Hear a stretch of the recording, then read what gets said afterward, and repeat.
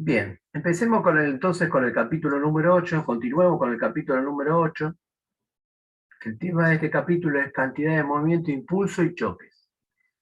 En este capítulo, al igual que lo que dijimos cuando empezamos a estudiar energía y trabajo y energía, vamos a seguir manteniendo las magnitudes físicas que hemos estado viendo hasta ahora. Las cinemáticas relacionadas con la masa y con la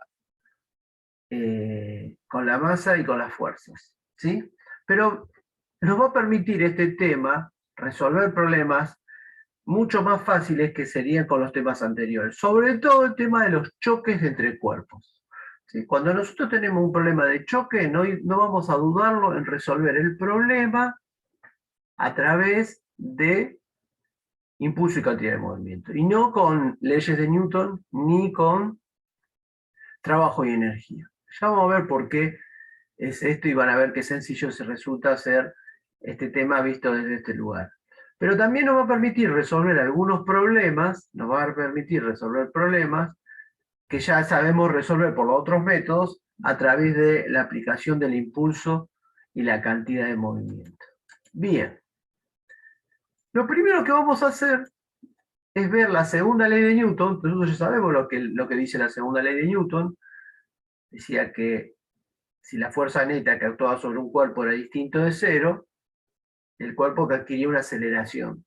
Esa aceleración era directamente proporcional a la fuerza neta e inversamente proporcional a la masa del cuerpo.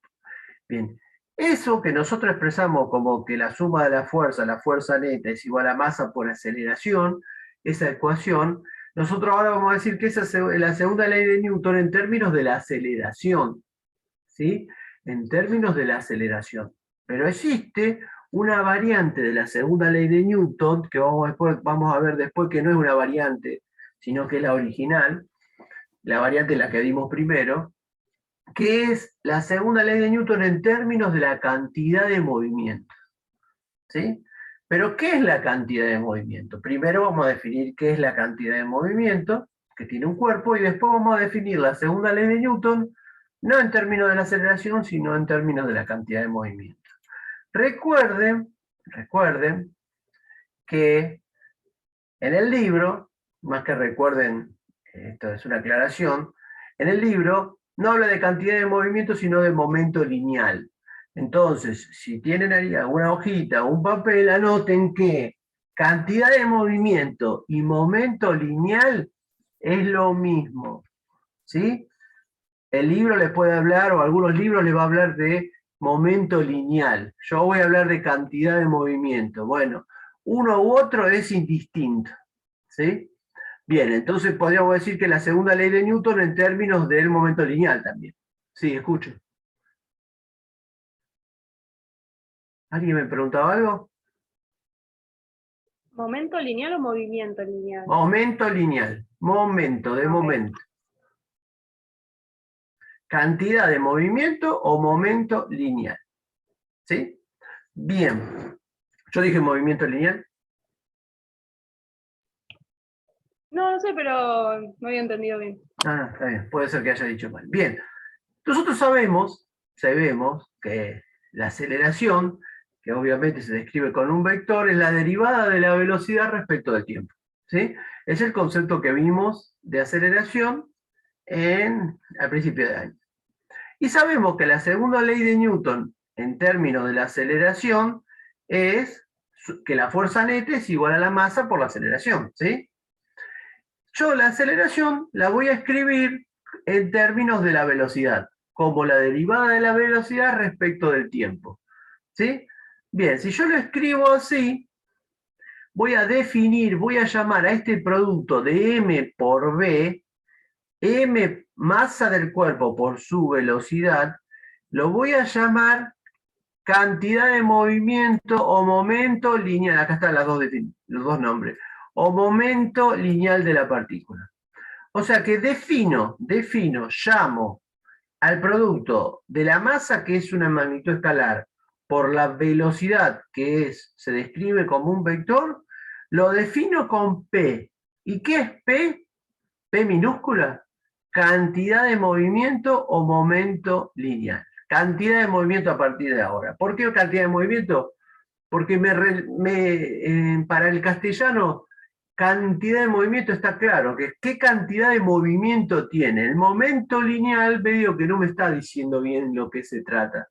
Y además el momento lineal es algo que se puede confundir, porque después vamos a ver momento de torsión, momento de inercia, momento lineal. Si a todo le llamo momento, me puedo confundir. Entonces es mejor, para mí, llamarlo cantidad de movimiento. Y se define con la letra P. Entonces aparece una nueva expresión, es que P es masa por velocidad. Bien. La cantidad de movimiento que tiene una partícula, obviamente, depende de su masa. Mucha masa tiene mucha cantidad de movimiento. Y mucha velocidad, mucha cantidad de movimiento. La cantidad de movimiento es una magnitud que se describe con un vector, ¿sí? Ese vector P va a tener la misma dirección y sentido que el vector V, ¿sí? O sea que si B se mueve hacia la derecha, P va a ser un vector hacia la derecha. Por lo tanto, como ese vector, como esa magnitud, el P, la cantidad de movimiento, es vectorial, ¿qué vamos a hacer nosotros para resolver los problemas?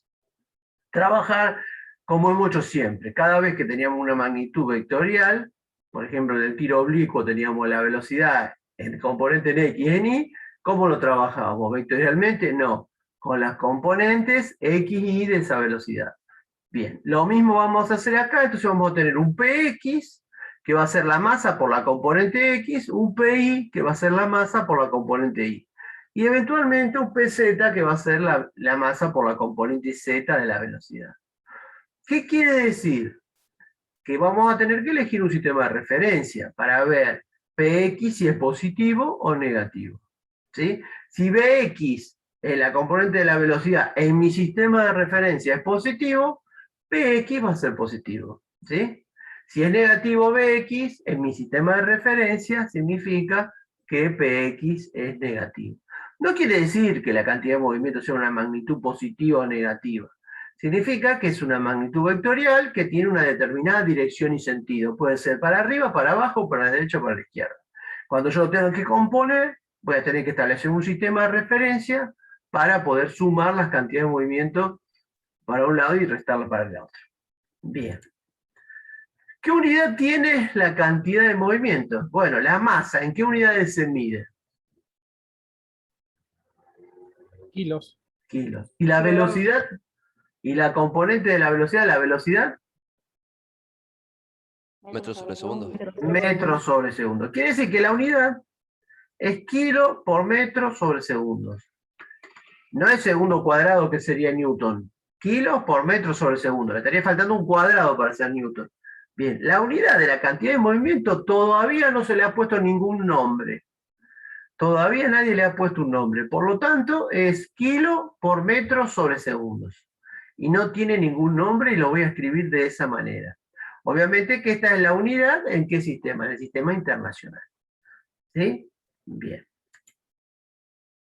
Entonces, nosotros sabemos que P, cantidad de movimiento, es masa por V. Y que mi segunda ley de Newton era sumatoria de la fuerza, masa por derivada de V respecto de T. Entonces, M por dV va a ser la cantidad de movimiento, la derivada de P respecto de T. ¿Sí? Entonces reemplazo M por dV por dP. Y está la ecuación número 2. La ecuación número 2 es la segunda ley de Newton en términos de la cantidad de movimiento. ¿Sí? Es la segunda ley de Newton tal cual como Newton la expresó, y no como la que conocimos nosotros en el capítulo número 4, sino que Newton lo que experimentó fue con las variaciones de la velocidad, y expresó esta ecuación. ¿Qué dice esta ecuación? Que si la fuerza neta que actúa sobre un cuerpo es distinta de cero, ¿sí?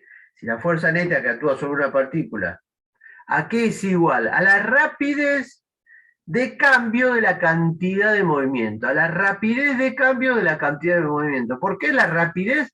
porque depende del tiempo. Entonces, la rapidez con que cambia la cantidad de movimiento que tiene la partícula. Esta es una segunda ley de Newton en términos del cambio de velocidad y no de la aceleración, ¿sí?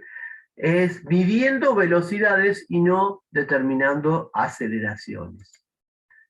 Dice entonces, esta segunda ley de Newton en términos de la cantidad de movimiento. La fuerza neta. ¿Qué es la fuerza neta? La suma vectorial de todas las fuerzas externas que actúan sobre el cuerpo, sobre la partícula.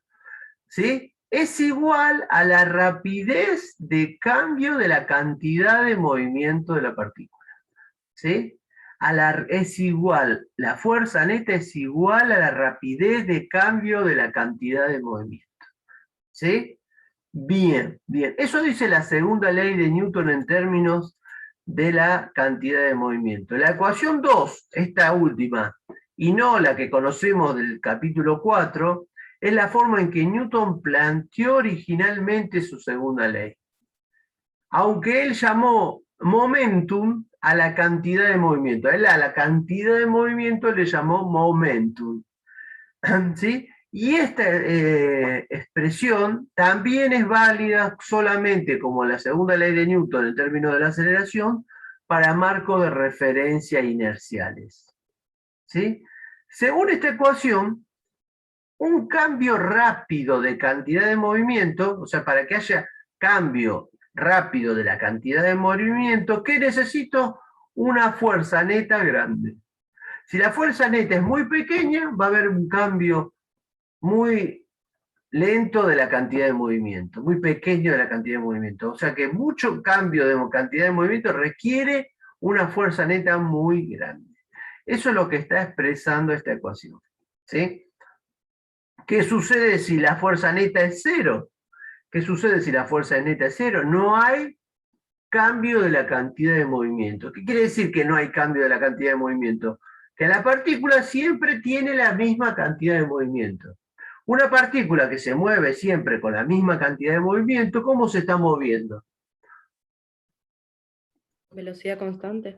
¿Velocidad constante o está en reposo? Entonces, cuando yo en la segunda ley de Newton decía fuerza neta cero, decía que el cuerpo estaba en reposo, se movía con velocidad constante, ¿sí? Porque la aceleración era nula. En esta ecuación digo lo mismo, digo que si la fuerza neta es cero, no hay variación de la cantidad de movimiento. ¿Qué quiere decir que no varía la cantidad de movimiento? O que se mueve con la misma velocidad o está en reposo. Digo lo mismo con las dos ecuaciones, no es que estoy cambiando, ¿sí? Bien. Bien. Continuemos. ¿Qué diferencia hay entre la cantidad de movimiento y la energía cinética? Bien, ¿qué relación hay? Primero, antes de ver la diferencia. Las dos dependen de la masa y las dos dependen de la velocidad. La energía cinética es un medio de la masa por la velocidad al cuadrado, por la rapidez al cuadrado. La energía cinética, la cantidad de movimiento, es la masa por la velocidad. ¿Qué diferencias hay? ¿Sí? Que la cantidad de movimiento, ¿cómo es con respecto a la energía cinética? Fíjense qué diferencia tiene una con la otra. Es vectorial. La cantidad de movimiento es vectorial. La cantidad de movimiento depende de la velocidad, no de la rapidez. ¿Sí? Acá la energía cinética depende de la rapidez al cuadrado. La energía cinética es un valor siempre positivo. La cantidad de movimiento es un vector que puede ir para la derecha, para la izquierda, pero no es un escalar. Entonces, esa es la primera gran diferencia. Cantidad de movimiento vectorial, energía cinética escalar. La cantidad de movimiento depende de la rapidez al cuadrado, de la velocidad al cuadrado, del módulo de la velocidad al cuadrado, del módulo de la velocidad, perdón. En cambio, la cinética del cuadrado de la rapidez. Depende del cuadrado de la rapidez. Bien, la energía cinética se mide en Joule, la cantidad de movimiento se mide en kilos por metro sobre segundo. Bien. Sin embargo, para ver la diferencia física entre la cantidad de movimiento y la energía cinética, necesitamos definir una cantidad íntimamente relacionada con la cantidad de movimiento, que es el impulso. ¿Se acuerdan que el título de este capítulo era impulso y cantidad de movimiento? Bien, vamos a ver qué es el impulso. Antes de eso vamos a preguntarnos lo siguiente. ¿Tendrá la misma cantidad de movimiento el camión y la bicicleta si se mueven los dos a la misma velocidad? No, No, No. ¿Quién No. tiene más cantidad de movimiento? el camión por la masa. La bici. Bien. ¿La bici tiene más cantidad de movimiento que el camión? no. No, el camión tiene porque tiene mucha más masa, además puede ir a mucha más velocidad que la bici. ¿Sí? Bien, entonces, la cantidad de movimiento es una magnitud física que depende de la masa y de la velocidad. Es directamente proporcional a la masa y la velocidad. La misma masa, el que tiene más velocidad, tiene más cantidad de movimiento. La misma velocidad, el que tiene más masa, tiene más cantidad de movimiento. ¿Sí?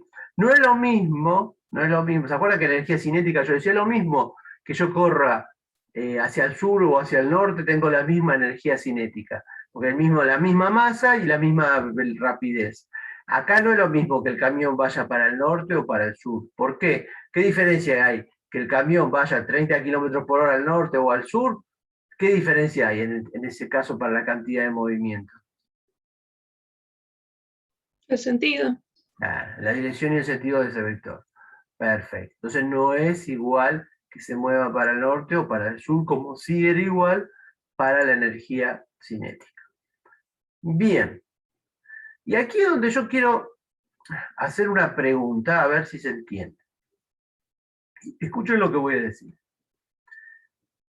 Ustedes están parados en una cancha de rugby, de fútbol, y tienen que frenar a un rival, y tienen que elegir si frenar a un joven de 50 kilos, un chico que tiene una masa de 50 kilos, que viene a 10 metros sobre segundos, o a un gordito como yo de 100 kilos que va a 5 metros sobre segundos. ¿Se entiende? 50 kilos a 10 metros sobre segundos. 100 kilos a 5 metros sobre segundos. ¿Cuál prefieren frenar ustedes? ¿Cuál elegirían para que le haga menos daño, para que lo lastimen menos? Porque frenarlo no es tan fácil, ¿sí? ¿A cuál preferirían frenar y por qué? Desde el lugar físico, ¿no? Porque me cae más simpático el gordito, ¿sí? Sí, depende la masa ¿Es de lo uno. mismo? Es lo Y- mismo. Es lo mismo. Y es lo No. mismo. Es lo mismo. Por lógica, el que pesa menos, pero sería lo mismo, creo. Bien. A ver, vamos a analizarlo desde el lugar de la... Alguien me había empezado con un razonamiento y se interrumpió. A ver, no sé Sí, que quién es. depende de la masa que tenga uno para frenar a... No, yo al en los jugador. dos casos lo estoy frenando yo con mi misma masa. ¿Sí? Tengo que frenarlo, viene corriendo y yo lo tengo que hacer, poner las manos, poner mi cuerpo para que se frene. Y obviamente que eso para mí no va a ser gratis, me va a doler. ¿Sí? Me va a doler. Lo que me pregunto es cuál me va a doler más. Me Sí, a lo mejor parece puede ser que la me pase por persona- arriba y no lo pueda frenar. Si soy muy me parece flaquito, que me la va a pasar por persona más arriba. livia- Sí, me parece qué cosa. Me parece que la persona más liviana sería más fácil de frenarla. Bien. Vamos a ver que no Pero es viene así, más rápido. pero, ¿cómo dice? Pero viene más rápido. Sí, viene más rápido, pero, a ver, profe, me tengo que retirar. Ay, qué suerte, ¿lo van a vacunar? ¿Lo van a vacunar? Dale. Yo lo estoy grabando, mija, así que después lo puede escuchar. Les repito que todo alumno, tengo una alumna que viene en las dos clases, las martes y los viernes, ¿sí? Hay libertad para asistir los viernes, lo único que les pido es que se anoten para que yo sepa que están ahí, que son de esta comisión, pero cualquier persona que se haya quedado con dudas o algo, los viernes yo doy la misma clase. Entonces pueden venir el viernes a volver a verla o a verla si no pudieron el martes. Si gana el viernes, anótense, pónganme la comisión para que yo lo registre. Bien. Los dos tienen la misma cantidad de movimiento. Porque ¿cuánto es la cantidad de movimiento? 50 kilos por 10 metros sobre segundo, 500 kilos por metro sobre segundo. El otro tiene 100 kilos por 5 metros sobre segundo. ¿Cuánto tiene? 500 kilos por metro sobre segundo. Entonces, desde el punto de vista de la cantidad de movimiento, los dos tienen la misma cantidad de movimiento. Pero, ¿se acuerdan lo que decía el teorema de trabajo y energía cinética? ¿Sí? El teorema de trabajo y energía de cinética decía que el trabajo total, ¿sí? El trabajo total que actúa sobre una partícula es igual a la variación de energía cinética. Entonces, la partícula, el jugador, se está moviendo con una determinada energía cinética que yo con una fuerza que tengo que hacer que se detenga. ¿Sí? Yo tengo que hacer una fuerza, un determinado desplazamiento, ejercerle un trabajo para que esa energía cinética sea cero. Que esa variación de energía cinética sea la que tiene viniendo a 10 metros sobre segundo hasta detenerse. Si yo calculo la energía cinética de la partícula de 50 kilos a 10 metros sobre segundo, yo lo hice, me dio 5.000 joules. O sea que si viene a 50 kilos a 10 metros sobre segundo, yo tengo que disipar 500 joules. Tengo que provocarle al cuerpo un trabajo de 500 joules. De 5.000 joules, perdón. De 5.000 joules, que sería hacer 10 al cuadrado por 50 sobre 2. En cambio, si hago 5 al cuadrado por 100 sobre 2, tengo que disipar 2.500 joules.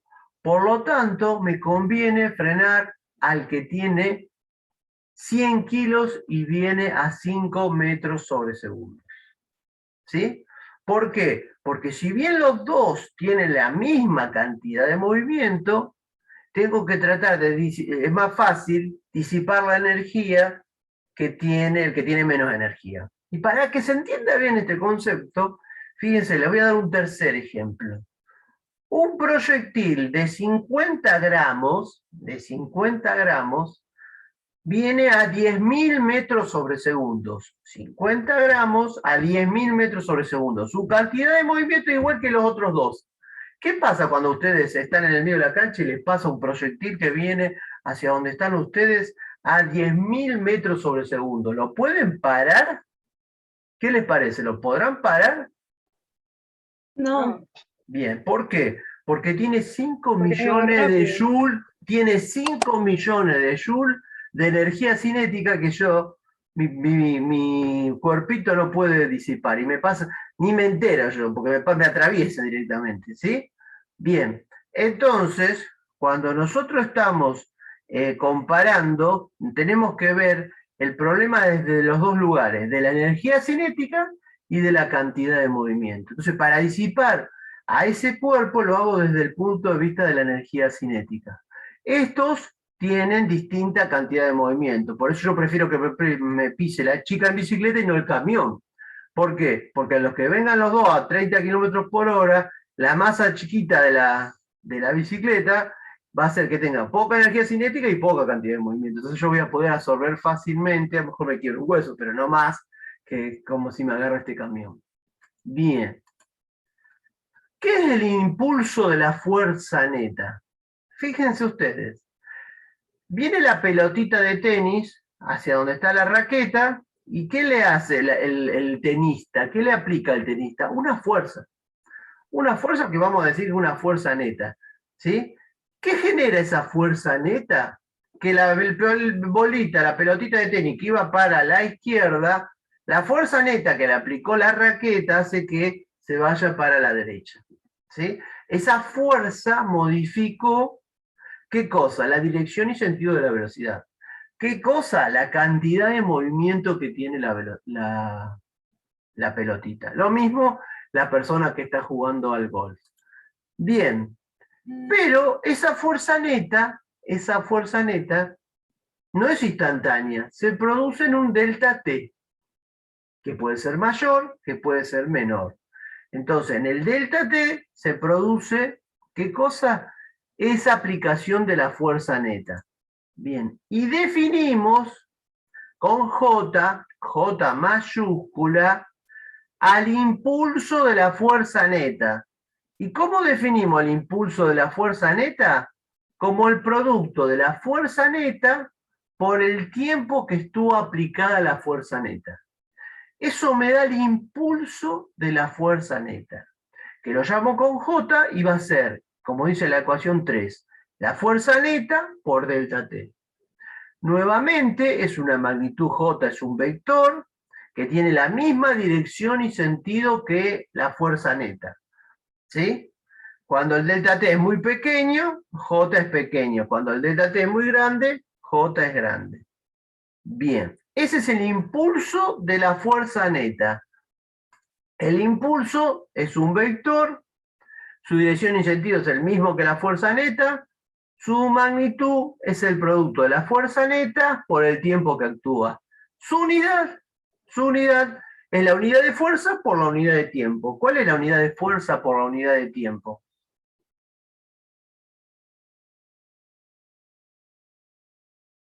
¿La fuerza en qué se mide? En Newton. En Newton. ¿Y el tiempo? Segundos. En segundos. Bien. La unidad es Newton por segundo. No tiene nombre, es Newton por segundos. ¿Sí? Bien. Newton por segundo. O sea, kilos por metro sobre el segundo cuadrado por segundo. Perfecto. Bien. Esta era la ecuación 2, que habíamos dicho que era la ecuación 2.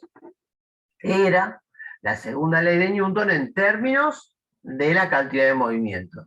2. Si delta T lo paso multiplicando, yo sé que 3 es J, es la suma de la fuerza por diferencial de tiempo. Entonces, ¿qué me queda si paso multiplicando del diferencial de tiempo por la sumatoria de fuerza? Me queda que J es igual a la derivada de la cantidad de movimiento. ¿Sí? Y esto que ustedes ven, esta expresión, J igual a la derivada de cantidad de movimiento, es lo que se llama la expresión matemática del teorema de impulso y cantidad de movimiento. Teorema 4. Teorema de impulso y cantidad de movimiento. El cambio en la cantidad de movimiento de una partícula, P menos P0, el cambio de la cantidad de movimiento de una partícula durante un intervalo de tiempo, es igual al impulso de la fuerza neta sobre la partícula durante ese intervalo de tiempo. ¿Sí?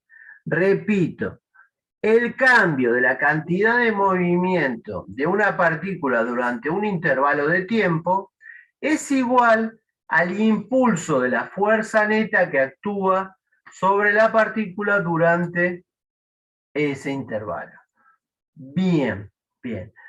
Y esta expresión vincula el impulso con la cantidad de movimiento. Muy bien.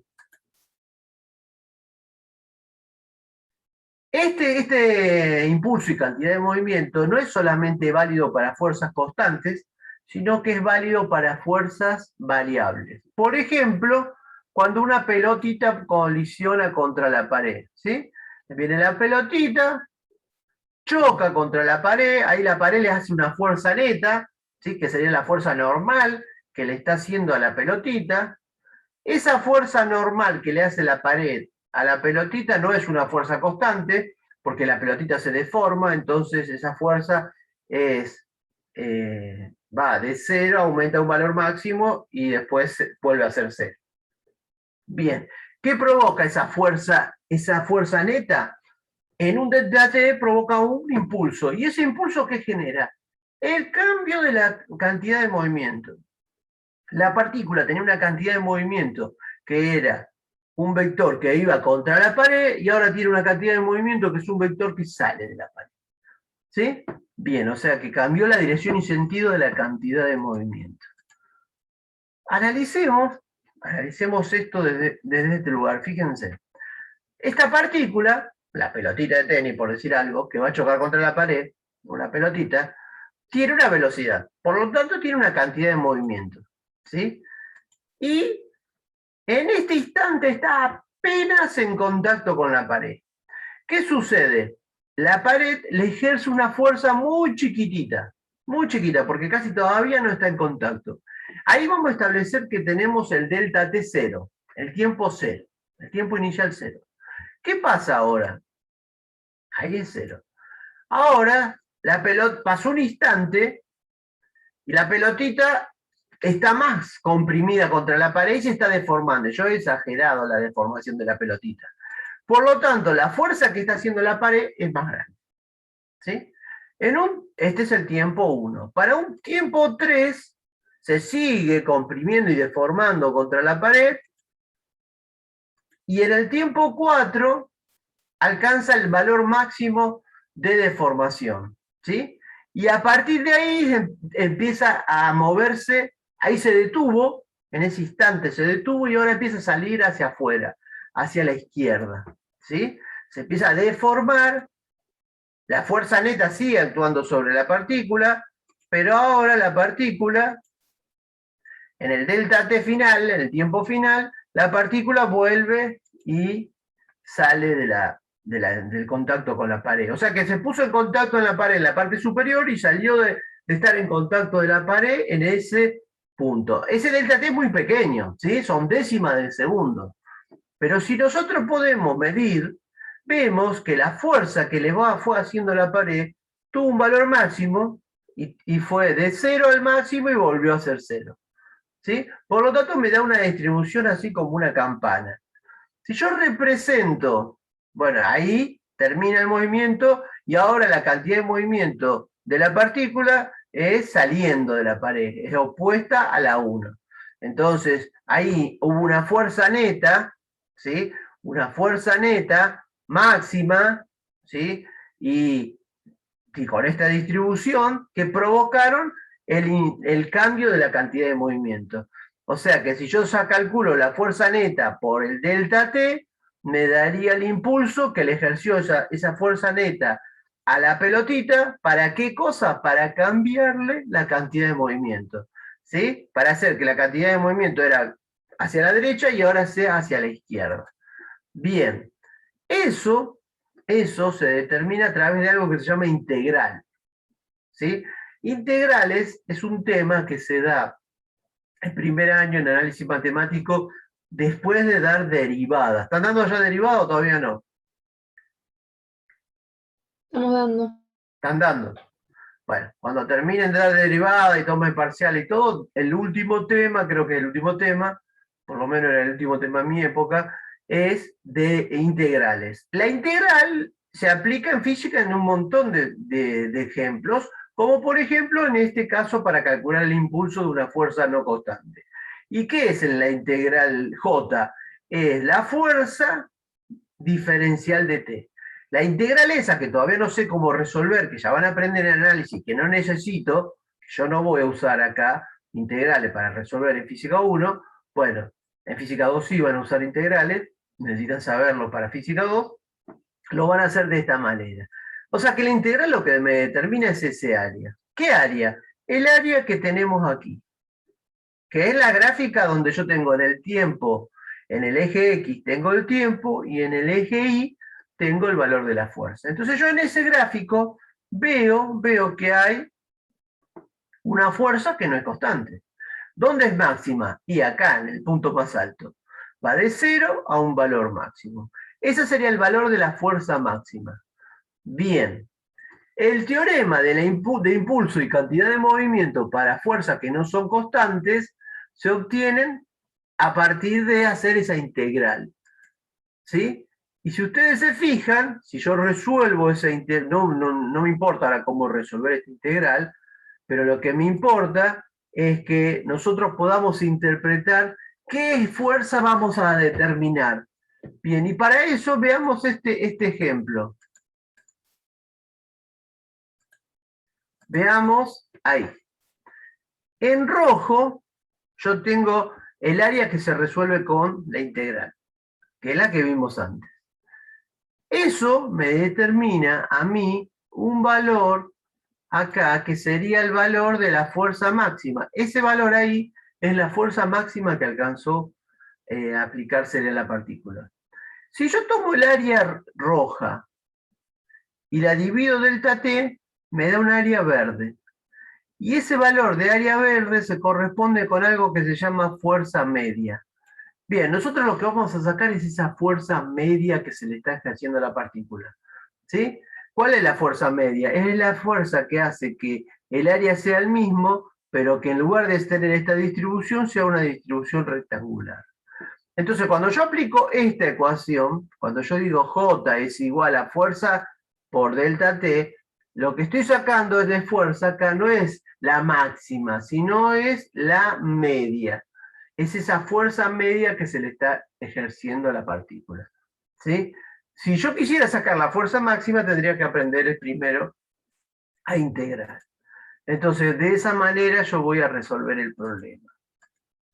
Bien, fíjense alguna aplicación de esto. El airbag que tienen los autos. Bien, ¿qué sucede? Cuando yo vengo en un auto, choco de frente, si yo no tengo airbag, me cruzo el volante, me pego, aunque tenga puesto el cinturón, a lo mejor el cinturón me ayuda un poco, pero si no tengo el cinturón, doy con el volante y me lastimo el pecho por el golpe que me da el volante sobre mi pecho. ¿Sí? ¿Qué sucede en ese caso? Yo vengo con una velocidad determinada, 80, 100 kilómetros por hora. Choco y pierdo la cantidad de movimiento en un intervalo de tiempo muy pequeño. ¿Sí? O sea, el intervalo de tiempo que tengo entre que choqué y pasé de 100 kilómetros a 0 es muy pequeño. Por lo tanto, hay un impulso muy grande. Y ese impulso grande hace que la fuerza que me dé en el pecho me haga mucho daño.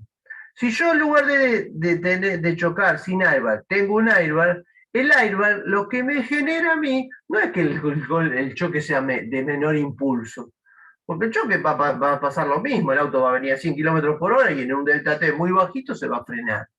Pero ¿qué va a suceder? El airbag al inflarse va a hacer que el tiempo que me lleve a mí chocar contra el volante sea mucho más grande, ¿sí? Por esa protección que me da el airbag. Y ese tiempo que me genera el airbag es el que hace que la fuerza neta que recibo sobre mi pecho se reduzca considerablemente y no tenga tanto daño, ¿sí? Entonces el airbag permite que se experimente esa variación de la cantidad de movimiento en un intervalo de tiempo mayor. La fuerza máxima que se ejerce por los pasajeros se reduce y se incrementa la posibilidad de en el error resultar herido. O sea que el airbag no hace que el impulso sea distinto, el pulso sigue siendo el mismo. ¿Qué es lo que varía? El delta T. Entonces cuando el delta T es más grande, ¿qué se reduce? La fuerza neta. La fuerza neta que recibe mi cuerpo es más pequeña y a lo mejor la puedo soportar sin que me produzca mucho dolor, mucho daño. ¿Se entiende? Bien. Conclusiones. Las 4 cosas que vimos hoy, hasta ahora. Cantidad de movimiento o momento lineal. P, masa por velocidad. Esa a la ecuación le llamamos 1. Segunda ley en términos de cantidad de movimiento. ¿Sí? La fuerza neta que actúa sobre una partícula es igual a la rapidez de cambio de la cantidad de movimiento de la partícula. ¿Sí? Esta es la segunda ley de Newton, tal como Newton la experimentó, tal como Newton la estableció y no como nosotros la hemos estudiado. ¿Sí? Bien. Tercero, teorema de impulso y cantidad de movimiento. ¿Sí? El cambio de la cantidad de movimiento de una partícula durante un intervalo de tiempo es igual al impulso de la fuerza neta que actúa durante ese intervalo sobre la partícula. Bien, J es igual a suma de fuerzas por delta T. Teorema de impulso y cantidad de movimiento es lo que dijimos recién. El J es igual a la variación del P. Muy bien, estas son la ecuación 1, 2, 3 y 4, que son las que me van a permitir resolver problemas problemas de impulso y cantidad de movimiento. Bien. Bien. ¿Cómo voy a trabajar yo? No con vectores, con componentes. En este caso con Px y Pi. ¿Sí? En este caso con sumatoria de fuerza en X con delta Px. En este caso con JOX y JI. Y con Fx y Fi. Y acá voy a trabajar como JX, Px menos P0X. ¿Sí? En algunos casos voy a trabajar en dos ejes. En un eje solo, en X o en Y. Y en otros casos, donde tengan componentes de la velocidad en X y en Y, tendré que trabajar con JX, JI, PX, PI. Bien. Veamos un ejemplo. Veamos un ejemplo. Y para ver ese ejemplo, me voy a machetear acá las 4 fórmulas que vimos recién, las 4 ecuaciones que vimos recién. Esas son las 4 ecuaciones. Bien, bien. ¿Qué dice el problema? Una pelota de 100 gramos de tenis impacta en una raqueta como muestra la figura. Viene a 40 metros sobre segundo, le pego una fuerza, le aplico una fuerza a la pelotita y sale a 60 metros sobre segundo. Bien, rapidez 40, rapidez 60. Rapidez 40 para la izquierda, rapidez 60 para la derecha. Lo primero que tengo que hacer cuando resuelvo un problema donde tengo en juego magnitudes vectoriales es establecer un sistema de referencia. En este caso solamente para el eje X, porque las dos velocidades se mueven en X. Si fuera que una velocidad está inclinada, tendría que poner un eje X y un eje Y. Bien.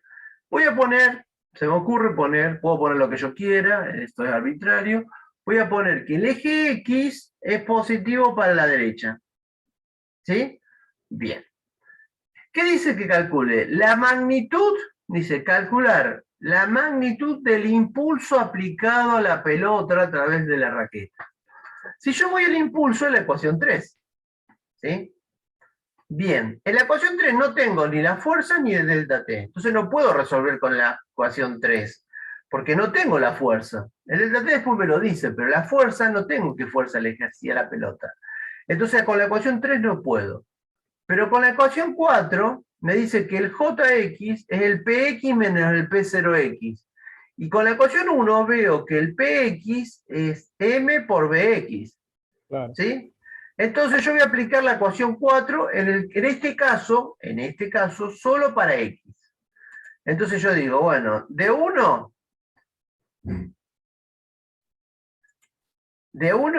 calculo P1x y P2x. ¿Sí?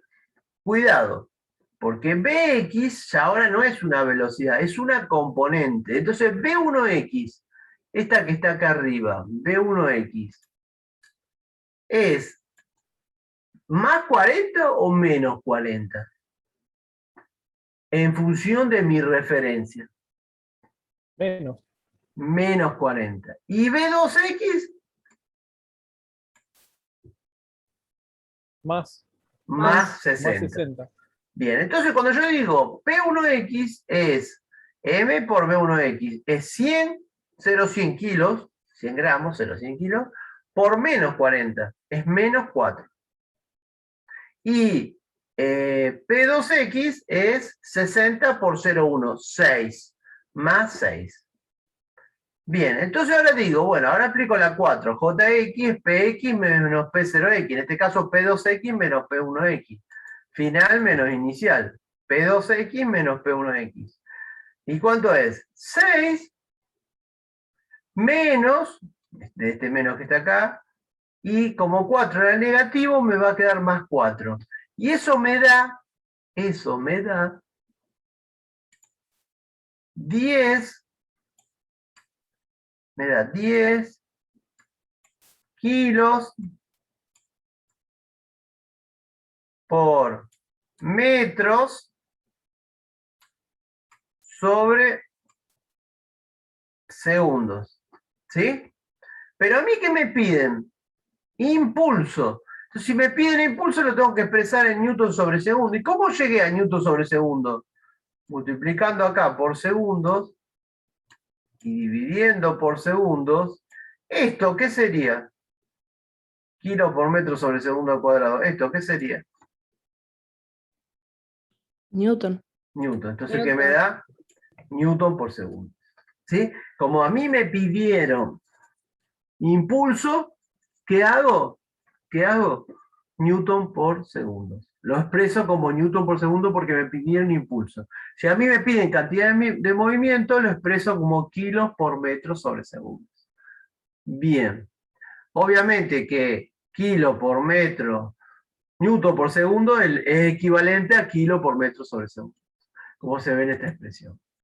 Bien, ahora dice, si la pelota está en... Fíjense, el impulso me dio positivo. ¿Para dónde es el impulso de la fuerza neta? ¿Para la derecha o para la izquierda?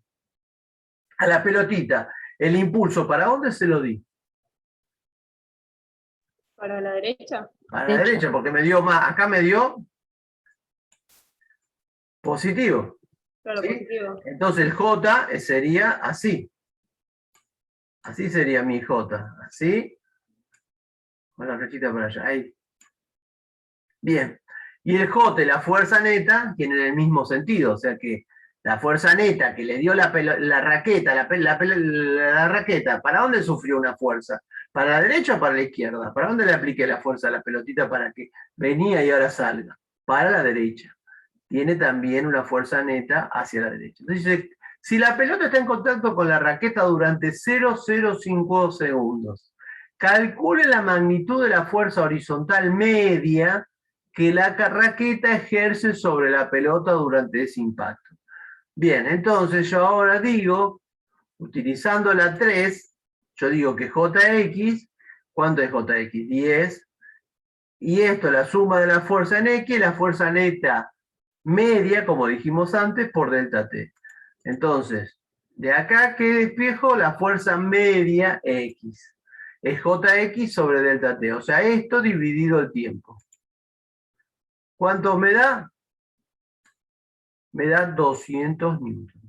¿Sí? Fíjense que newton por segundo, segundo se va con segundo, este segundo se anula con este, ¿y en qué me da la fuerza? Obviamente en segundos. 200 newton para la derecha es la fuerza que le aplica la raqueta a la pelotita para que aumente su velocidad de 40 a 60 y para que además cambie de dirección y sentido la pelotita.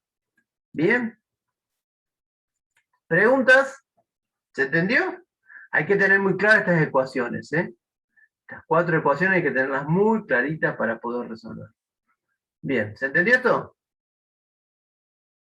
Sí. Bueno. Vamos a ver ahora otro de los grandes principios de conservación. Nosotros vimos el principio de conservación de la energía. Ahora vamos a ver el principio de conservación de la cantidad de movimiento. Bien, el concepto de la cantidad de movimiento tiene especial importancia en situaciones en las que 2 o más cuerpos interactúan. ¿Saben dónde voy a plantear yo conservación de la cantidad de movimiento? Cuando 2 cuerpos chocan. ¿Sí? Un bloque A viene así, encuentra otro bloque y chocan. ¿Sí? El choque provoca variaciones de los movimientos. Bien. ¿Qué pasa con la cantidad de movimiento antes del choque? ¿Cuánto tienen los cuerpos de cantidad de movimiento antes de los choques? ¿Cómo es la cantidad de movimiento después de los choques? ¿Sí se conserva? ¿No se conserva? Bien. Vamos a analizar eso y ese razonamiento nos va a permitir a nosotros poder determinar, resolver problemas de choques a partir de ver si se conserva o no la cantidad de movimiento. Entonces, fíjense lo que yo estoy haciendo ahora. Digo que viene el cuerpo A y choca con el cuerpo B. ¿Sí? ¿Qué fuerzas actúan sobre el cuerpo A? La normal y el peso. ¿Qué fuerzas actúan sobre el cuerpo B? La normal y el peso. ¿Sí? Pero eso es cuando se viene moviendo. Ahora, en el instante que chocan, ¿qué pasa en el instante que chocan? El A le aplica una fuerza al B, y el B me le aplica una fuerza al A. ¿Sí? Esas fuerzas son pares de acción y reacción. ¿Sí? Por la tercera ley de Newton, es la fuerza que A le hace a B y B le hace a A. Independientemente que un cuerpo tenga una masa chica y otro tenga una masa grande, esa fuerza de interacción, ¿cómo será? Son fuerzas de contacto, pero ¿cómo serán en magnitud la fuerza que A le hace a B y la fuerza que B le hace a A. Iguales. Igual. ¿Sí? Uno dice, no, pero cuando un auto choca contra un camión, un Scania, choca contra un Volkswagen Up, y el Volkswagen se hace bolsa y queda todo deformado, y el camión tiene 2 rayaduras en el paragolpe. No, es porque la fuerza que le hace el camión, puedo razonarlo yo así, ¿no? La fuerza que le hizo el camión al auto fue mucho más grande. No, la interacción fue igual. Lo que pasa es que la fuerza que le hizo esa interacción para el camión, esa fuerza fue muy pequeña para deformarlo. En cambio, para el otro autito fue muy grande para deformarlo. ¿Sí? Entonces, la misma fuerza a un cuerpo. Yo voy con el auto, ¿sí? Y una mariposa se choca contra el auto. La mariposa queda explotada en el vidrio. Y el auto ni se mueve, ni se entera. ¿Qué diferencia? ¿Por qué pasa eso? Porque la masa de la mariposa son unos poquitos gramos, y el auto con nosotros arriba tiene como 3.000 kilos. Entonces, en esa interacción, la fuerza que le aplica la mariposa, la interacción entre la fuerza de la mariposa y el auto es la misma. El auto ni se mueve, y la mariposa, que es frágil, se muere, ¿sí? La mata, queda toda desparramada en el vidrio. Bueno, la fuerza no es que son distintas, la interacción es la misma. Un cuerpo estaba preparado para recibir esa fuerza sin deformarse o deformándose muy poquito, y el otro no. Bien. Si recordamos la segunda ley de Newton en términos de la cantidad de movimiento, ¿sí? Que decía esto, que la suma de la fuerza neta, era igual al cambio de la rapidez de la cantidad de movimiento que sufría la partícula, ¿sí? Si esto es cero, ¿por qué es cero? Porque yo ahora analizo y sumo todas las fuerzas que actúan sobre el cuerpo. Sumo estas 6 fuerzas. ¿Cuánto me dan estas 6 fuerzas sumadas? 0. Cero, porque NA y PA es igual y opuesta. NB y PB son igual y opuestas. FA sobre B y FB sobre A son igual y opuestas. Me faltaría la fricción. Despreciando la fricción, puedo decir que la suma de la fuerza neta que actúa, que la fuerza neta, digo, o sea que la suma de las fuerzas exteriores que actúan sobre los dos cuerpos, sobre el sistema, es cero. Quiere decir que esto es cero. Si eso es cero, delta P, ¿cuánto vale? Cero. ¿Sí? Delta P Quedarían en el es... mismo lugar. ¿Cómo? Si chocan, quedan en el mismo lugar. los No dos. siempre, ¿eh? No siempre, porque si chocan y quedan los dos en el mismo lugar, significa que no se conservó la cantidad de movimiento, porque los dos tenían cantidad de movimiento, y bueno, y ahora no hay más cantidad de movimiento, ¿sí? Entonces no se conservó la cantidad de movimiento, porque la cantidad de movimiento que tenía antes y después no serían iguales. Ya vamos a ver cómo es esto. Pero en este caso pueden pasar 2 cosas, que reboten o que los dos se vayan para el mismo lado. ¿Sí? Eso es lo que va a pasar. Que los dos reboten, o sea, que los dos, el B se vaya para atrás y el A para atrás, de donde venían, o que en función de las velocidades y de la masa de cada uno, se queden enganchados y vayan los dos para la derecha o los dos para la izquierda desenganchados. Esas son las posibilidades que tenemos. Pero en ese caso, si la fuerza neta es cero, lo que veo es que se conserva la cantidad de movimiento. Como delta P es P final menos P inicial, lo que sucede es que si la suma vectorial de la fuerza externa sobre el sistema es cero, la cantidad de movimiento total del sistema es constante. ¿Qué quiere decir? Que antes del choque, los dos cuerpos tenían una cantidad de movimiento, y después del choque, los dos cuerpos mantienen la cantidad de movimiento. ¿Por qué pasa eso? Porque la fuerza neta es cero. Como la fuerza neta es cero, se conserva la cantidad de movimiento. ¿Sí? Y fíjense lo que dice acá. Este principio permite resolver algunos problemas de una forma más simple que si tuviéramos que calcular las fuerzas. Porque yo voy a plantear calculando el movimiento sin calcular cuánto vale la fuerza. Conviene que reflexionemos sobre lo que significa sistema aislado. En estos sistemas decimos que es nula la resultante o la fuerza neta de las fuerzas exteriores que actúan sobre el sistema, sobre los dos cuerpos. ¿Sí? Pero nada decimos de las fuerzas internas, interiores, es decir, de las fuerzas que de diferentes partes del sistema pueden ejercer entre sí. ¿Sí? Esa se anula por tercera ley de Newton. Bien, entonces se conserva la cantidad de movimiento. Se conserva la cantidad de movimiento. Algunos ejemplos de conservación de la cantidad de movimiento. Entonces, repito este concepto, que va a ser clave para la resolución de problemas. Si la fuerza neta es cero, se conserva la cantidad de movimiento. En un choque la fuerza neta es cero, por lo que vimos recién. Por lo tanto, en todo choque se conserva la cantidad de movimiento. ¿Qué quiere decir esto? Que la cantidad de movimiento que tenían los cuerpos antes del choque va a ser igual a la cantidad de movimiento que tienen los cuerpos después del choque. Eso quiere decir conservación de la cantidad de movimiento. Por ejemplo, fíjense, el cazador dispara con su escopeta. Bien, la resultante de las fuerzas exteriores es nula. Bien. O sea, la fuerza roja y la fuerza azul me da nula. ¿Qué sucede? Sobre la escopeta tengo una fuerza dibujada en azul que es la causante del retroceso del arma. Vieron que ustedes, no sé si alguna vez han disparado, que el arma, si no la tomas firme, te pega un golpe, te tira para atrás. ¿Sí? Si tenés el hombro livianito, así hasta te puede llegar a quedar el hombro dolorido. Por eso dice, ubíquese bien, póngase las piernas firmes y tome el fusil bien, cosa de que el retroceso del disparo no le provoque dolor en el cuerpo. ¿Sí? Esa es la fuerza que le hace, la interacción que hace la escopeta al señor que la dispara. Y después está la fuerza que le hace que salga el proyectil, ¿sí? Que es la que está dibujada en rojo.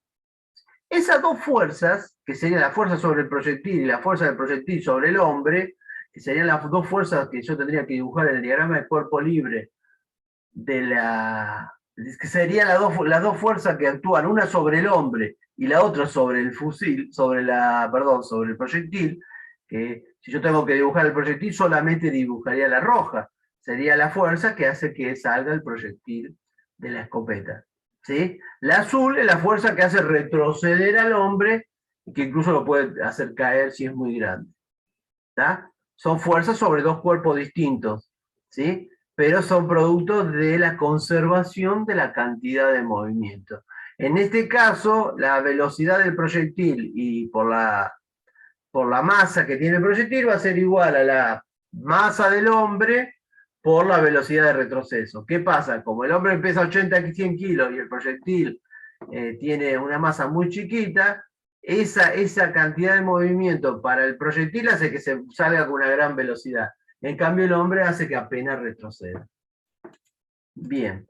Y esta conservación de la cantidad de movimiento se da en innumerables casos, como son este principio, dice, entre los fenómenos que se pueden explicar fácilmente con el principio de conservación de la cantidad de movimiento, se encuentran los choques, que lo que más nos va a interesar a nosotros, los choques de cuerpos.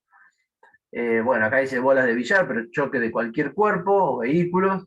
La propulsión de algunos peces al arrojar agua hacia atrás, ¿sí? Los cohetes, ¿sí? Los cañones, la propulsión a choque aplicada por los aviones a reacción, todos esos se basan en el principio de conservación de la cantidad de movimiento, ¿sí?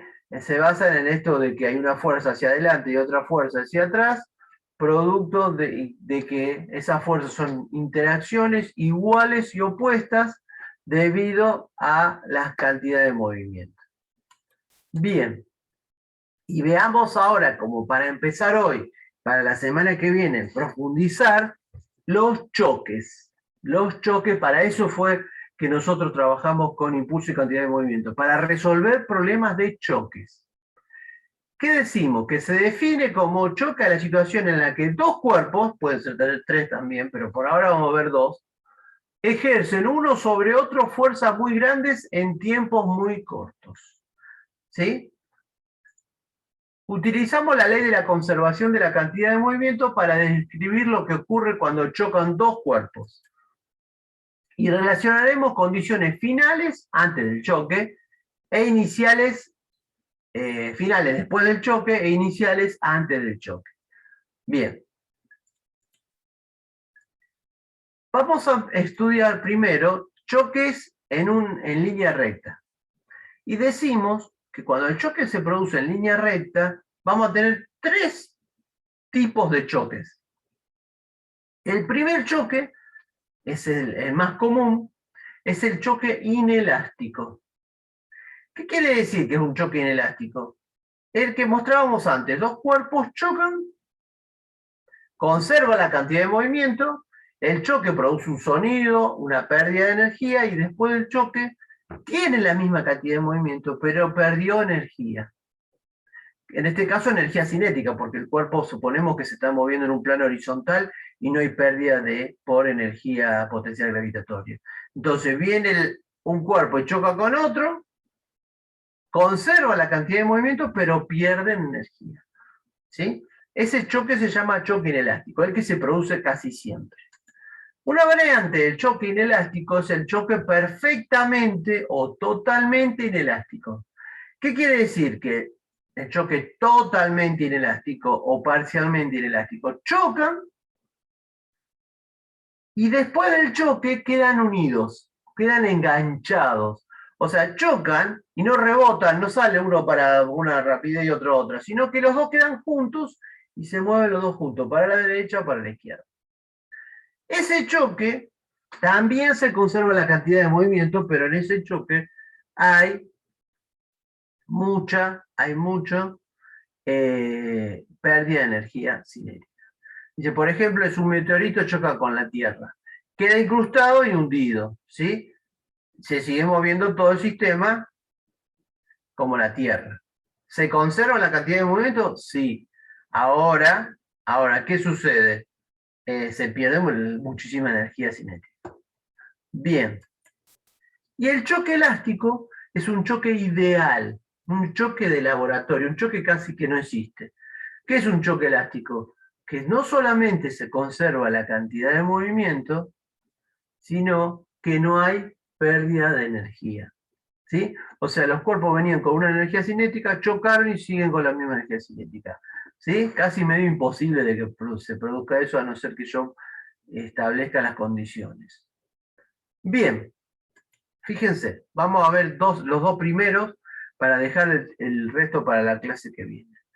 Decimos lo siguiente nosotros. Decimos que tenemos el bloque. ¿Se entendieron entonces los tres tipos de choque? Choque inelástico es cuando pierde energía cinética. Choque elástico cuando no pierde energía cinética. El choque ideal. Dentro del inelástico tengo el que no quedan unidos y el totalmente inelástico que quedan unidos después del choque. Este es un inelástico. ¿Ven? Después del choque, el A se movía para la derecha, después del choque se movió para la izquierda. El B se movía para la derecha, se movía para la izquierda, ahora se mueve para la derecha. Podría suceder que después del choque se muevan los dos para el mismo lado. ¿Sí? ¿De qué va a depender eso? De la cantidad de movimiento y de las masas de los cuerpos. Bien. ¿Qué sucede?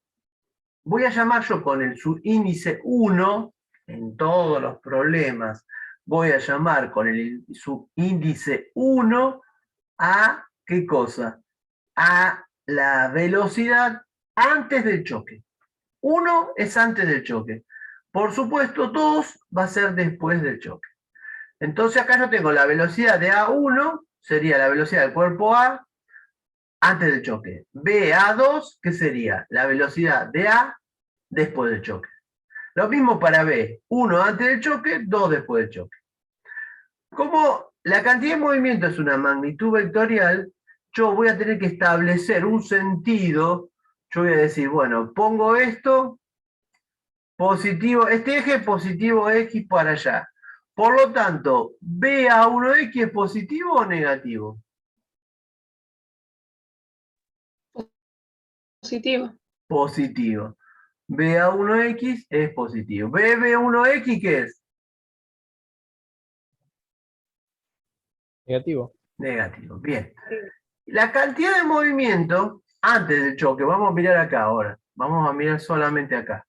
La cantidad de movimiento antes del choque, yo la voy a plantear como la masa de A por BA1X, más la masa de B por BB1X. ¿Se entendió eso? Entonces, que antes del choque yo tengo una cantidad de movimiento que es la masa de A por la velocidad de A antes del choque, más la masa de B por la velocidad de B antes del choque. ¿Sí? Bien.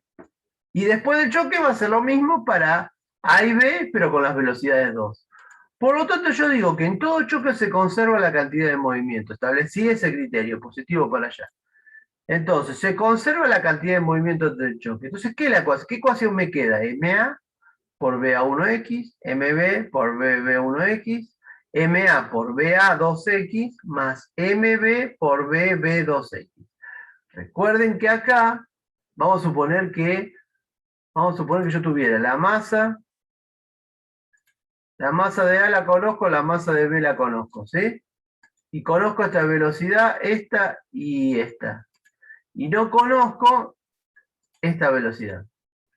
BA2X. Bueno, lo que tendré que hacer es que poner que BA1X acá es positivo, BB1X es negativa, y BB2X es positiva, y despejar mi incógnita que sería esta. Obviamente que para poder resolver este problema, tengo que conocer las dos masas y de las 4 velocidades, 3. Porque es la única ecuación que yo tengo. La única ecuación que tengo es la de conservación de la cantidad de movimiento. ¿Por qué? Porque el choque es un choque que no es elástico, por lo tanto, la energía cinética antes del choque no es igual a la energía cinética después del choque. Hay pérdida de energía, por lo tanto no puedo usar una ecuación donde no sea igual. Por lo tanto, la única ecuación que yo conozco en un choque elástico es la ecuación 1. ¿Sí? En esa ecuación tengo 6 variables, 2 masas y 4 velocidades. Para poder resolver el problema de esas 6 tengo que conocer 5. Si no, no puedo resolver el problema. ¿Se entiende eso? Sí, profe. Bien. Seguramente me van a dar los datos y me van a dar una incógnita. Puede ser que me digan que este es 0, a lo mejor. A lo mejor me dicen que esta es 0, y que calcule la velocidad de esta, cuando chocó, entonces acá dice, ve, acá esto se me va a ir porque es 0. Bueno, ya no tengo tantas incógnitas, tengo una incógnita menos, porque me la dan, me dicen que es 0. ¿Sí? Bien. Muy bien. ¿Qué pasa con el choque totalmente inelástico? Y con eso termino la clase de hoy. Fíjense, ¿qué pasó después del choque? Los dos cuerpos, ¿cómo quedan? Unidos, pegados. Todo choque totalmente inelástico. Los cuerpos quedan unidos. Entonces acá tengo una incógnita menos. ¿Por qué? Porque la velocidad 2AX y la velocidad 2BX es la misma. O sea que tengo 3 velocidades y 2 masas. Tengo 5 variables. Con que tenga 4, puedo determinar la quinta. Entonces planteo que nuevamente en un choque totalmente inelástico se conserva la cantidad de movimiento y no se conserva la energía cinética.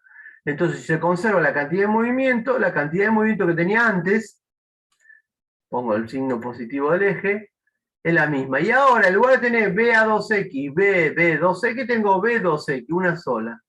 Por lo tanto, me queda esta incógnita de esta manera. Una sola velocidad acá, con la suma de las dos masas. Entonces, si acá conozco las masas y conozco la velocidad antes del choque, podré sacar la velocidad después del choque del conjunto. Nuevamente, no se conserva la energía cinética del cuerpo. Bien, quiere decir que ahora la 1 pasó a ser 1'. Esta es la 1 que voy a utilizar ahora. En lugar de tener dos velocidades distintas, tengo una sola igual. Entonces tengo la 1 para choque inelástico, la 2 para choque totalmente inelástico. ¿Sí? Bien.